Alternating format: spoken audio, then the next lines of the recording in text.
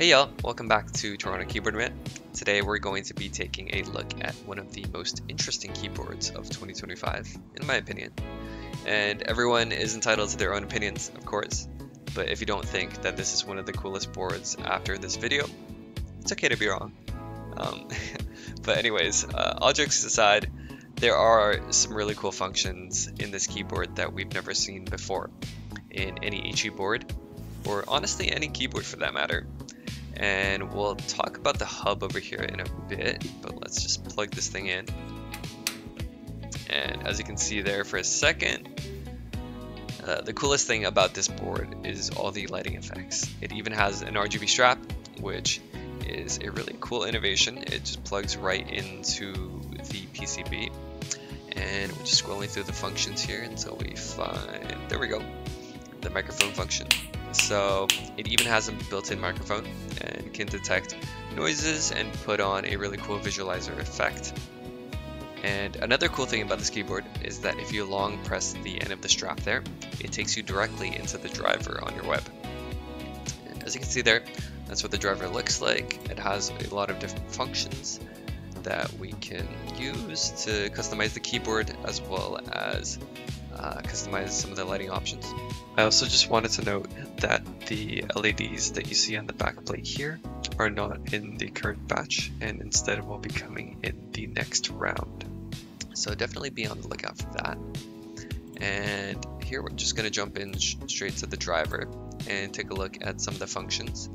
So we can customize the settings of each individual key. So as you can see there, you can turn on SOCD for WASD for really fast response times, as well as change some of the actuation points, as well as the reset points here. And it goes down really super low.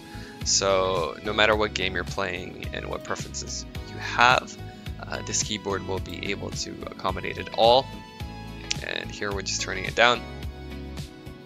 And there are also some presets, as you can see on the screen here, for some switches.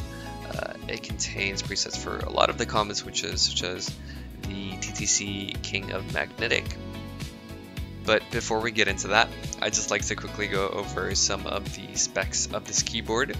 So the HM64Z comes decked out with the WS Flux switches, which are some of the most premium switches on the market right now.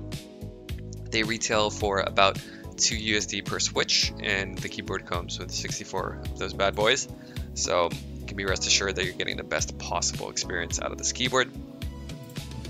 One of the most interesting things about this board are the available lighting effects, and we're just changing through a few of them here. You can scroll through them with a touchscreen on the strap, but you can also change them in software.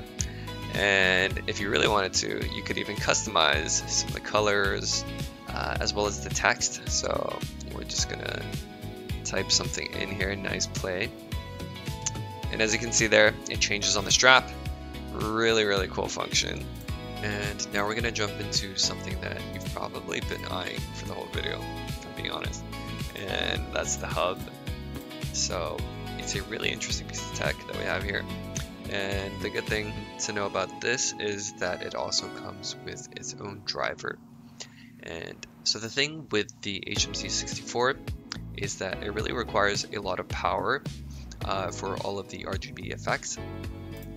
And so it requires a hub to kind of facilitate all of that. And as you can see, there is a data transmission port up at the top there, as well as an extra power port. And you can see some of the power graphs here that'll be supplied to your keyboard. And also the cool thing here is that you can really customize a lot of the options here. So in case you wanted to change the photo on the hub, you can go ahead and do that. You might be thinking, oh, if I wanted to use the hub in a different orientation, how would I do that? Well, there you go. You can flip it 180, you can flip it 270, you can flip it any way you want, as you can see here.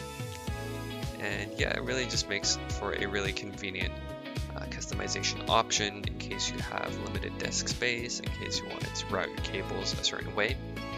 And you can also shake the hub to get into your driver. which is honestly an OD option, but why not, right?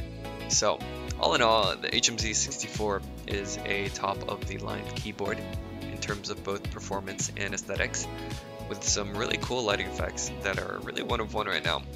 And the first batch is almost all sold out, so thank you guys all so much for the support, truly.